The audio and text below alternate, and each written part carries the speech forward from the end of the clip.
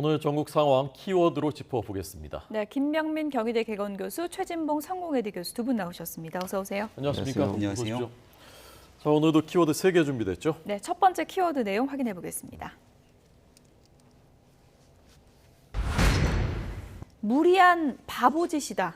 이렇게 표현을 했습니다. 홍준표 시장이 지금 비대위로 급격하게 넘어가는 국민의힘 상황에 대해서 이건 바보짓이다라고 주장을 했는데요. 근거가 뭡니까?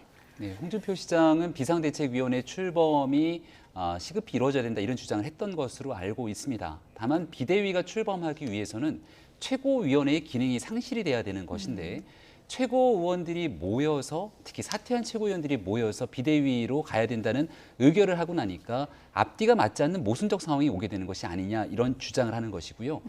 홍준표 시장의 주장은 최고위 기능 상실의 마지막 핵심 축은 권성동 원내대표로 보고 있는 것 같습니다. 그러니까 권성동 원내대표까지 사퇴를 하게 되면 사실상 현재 있는 지도부가 완전히 무력화되기 때문에 신임 원내대표를 선출하고 새로이 선출된 신임 원내대표를 중심으로 비상대책위원회를 구성하는 것이 정도다.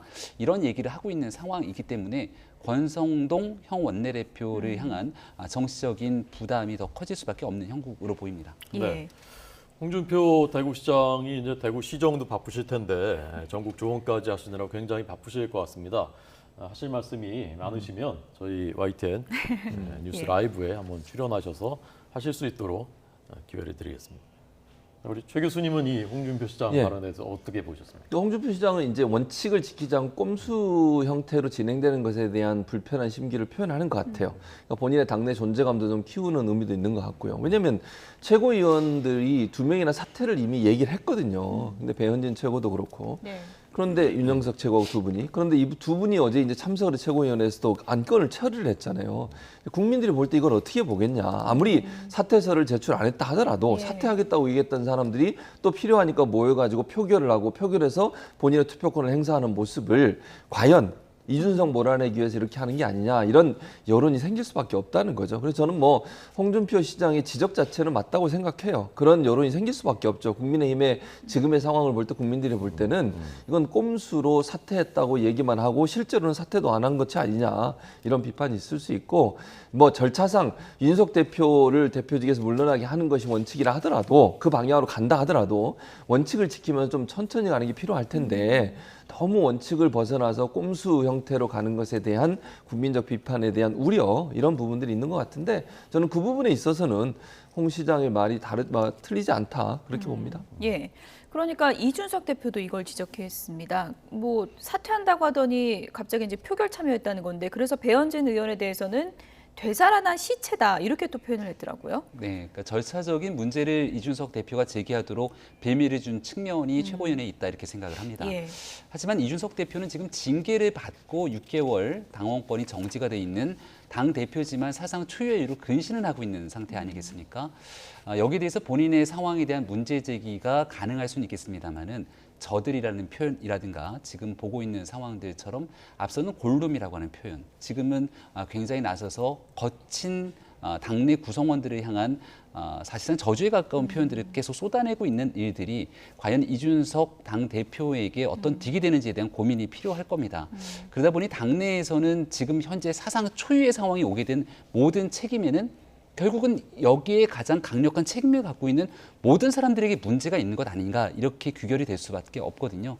그러니까 이준석 대표가 하고 싶은 말이 많겠습니다마는 본인이 당대표로 있는 기간 동안의 리더십을 제대로 살려왔다면 과연 이런 지경까지 오게 됐는지에 대한 고민들을 하면서 메시지를 내는 것이 온당하지 않을까 싶습니다. 네. 이준석 대표하고 좀 연락 안 해보셨습니까? 지금 뭐 따로 개인적으로 이준석 대표를 비롯한 당에 있는 사람들과 연락을 해서 무슨 얘기를 하겠습니까? 그러니까 당원들이 보고 있는 걱정과 우려에 대한 얘기들은 아마 거의 모든 사람들이 똑같이 느끼고 있을 거라 생각하고요. 거기에 대한 현명한 판단들을 모두가 다 해야 될 때라고 생각합니다. 네. 진지하게 답변하셨습니다. 좀 당황했습니다. 예. 비대위원장 여러 사람이 지금 물망에 오르고 있던데 뭐 누가 될 것 같습니까? 그러니까 저는 두 가지 선택지가 있다고 생각해요. 이걸 관리형 비대위로 갈 거냐, 혁신형 비대위로 갈 거냐. 네. 근데 제가 볼 때는 지금 현재 이제 당의 주류라고 하는 분들, 윤핵관을 중심으로 이분들은 관리형 비대위로 갈 가능성이 있다고 봅니다. 그러면 당내 인사가 될 가능성이 높다고 보여져요.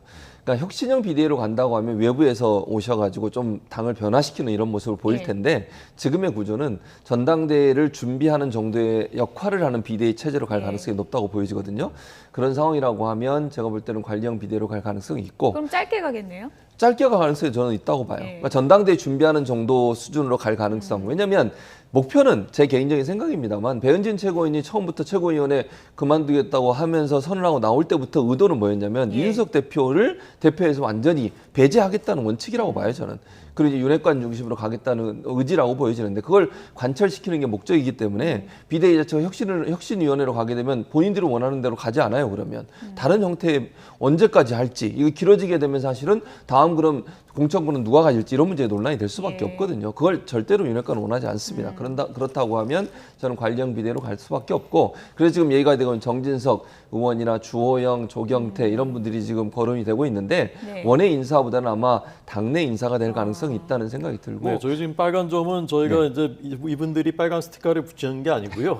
등등등이 있다 이제 이런 뜻입니다. 근데 뭐 저는 개인적으로 뭐 누구를 꼭 집어서 얘기해서 그렇지만 김병민 지금 교수처럼 우리가 지금 97 세대라고 얘기하는 그런 분들이 하는 것도 그렇게 나쁘지 MZ 세대 않다고 아닙니까? 생각해요. MZ 세대죠, 세대? 사실은. 그래서 좀 개혁적인 모습을 보여주는 것도 필요하다고 생각해요. 물론 중진이 맞는 것도 중요하지만 뭔가 국민들한테 신선한 모습을 보이기 위해서는 그런 시도를 하는 것도 나쁘지 않다고 개인적으로 생각합니다. 당 대표도 젊은 사람이 했었으니까요. 그랬었죠. 그래서 그런 부분에 있어서의 어떤 대응 차원에서도 그런 카드도 고민해볼 필요가 있지 않나는 생각이 지금 듭니다. 그러면 김병민 교수 이제 하마평에 오르게 되는 거예요. 뭐 그렇게 될지 모르겠습니다. 개인적으로 그렇게 생각합니다.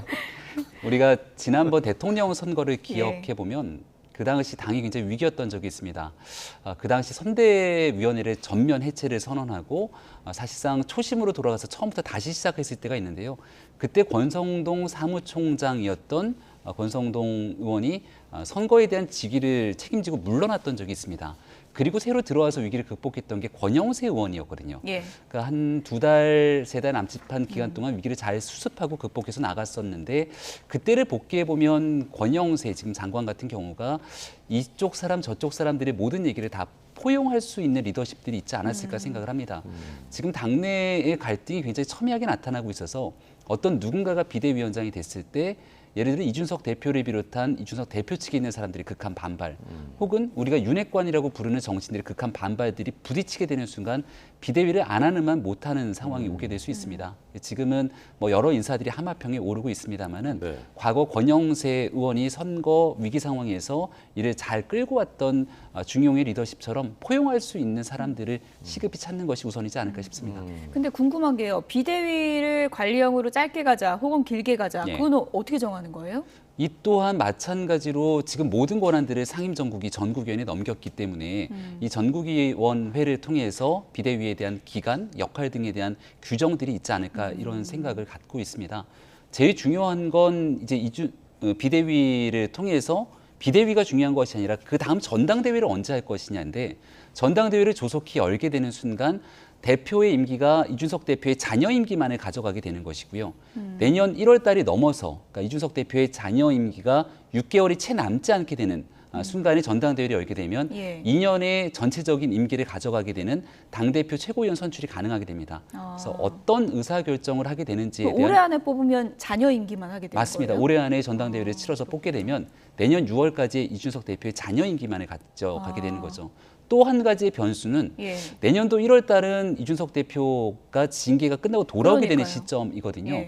그러니까 그 이후에 전당대회를 치르게 되면 이준석 대표도 전당대회 참여가 가능합니다. 그렇군요. 근데 그 이전에 전당대회를 치르게 되는 순간 이준석 대표는 이 전대에 참여가 불가능한 상황들까지도 많이 복잡한 변수로 작용할 수 있습니다. 네.